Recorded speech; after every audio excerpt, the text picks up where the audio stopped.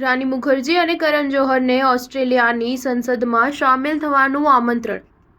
ભારતમાં એક સમયે હોલિવૂડ ફિલ્મોનો ક્રેઝ જોવા મળતો હતો અને એવી ઘણી ઓછી ફિલ્મો હતી જે વૈશ્વિક સફળતા મેળવી શકતી હતી. પણ હવે સમય બદલાયો છે. બોલિવૂડની ફિલ્મોને પણ હવે વિશ્વભરમાં ખૂબ જ ઓળખ મળી છે. એટલું જ નહીં, સાઉથ ભારતીય ફિલ્મોએ પણ પોતાની ફિલ્મ સ્ટોરીના કારણે વિશ્વભરમાં એક આગવી ઓળખ બનાવી છે. ભારતીય ફિલ્મો હવે વિદેશમાં સારી કમાણી પણ કરે છે. ભારતીય સિનેમા હવે આખી દુનિયામાં ખૂબ પ્રખ્યાત થઈ રહ્યું છે.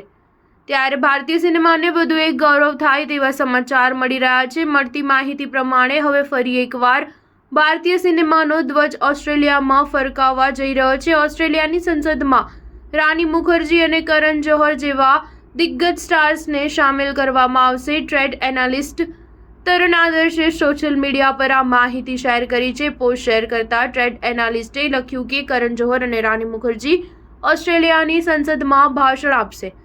તેમને આ તક મેલબોર્નના ઇન્ડિયન ફિલ્મ ફેસ્ટિવલ ઓફ મેલબર્નના આયોજન પ્રસંગે મળી હતી. આ દરમિયાન તે ભારતીય સિનેમા અને તેની વૈશ્વિક અસર વિશે વાત કરશે. આ કાર્યક્રમમાં ઓસ્ટ્રેલિયાના લોકો અનેક લોકપ્રિય હસ્તીઓ પણ ભાગ લેશે.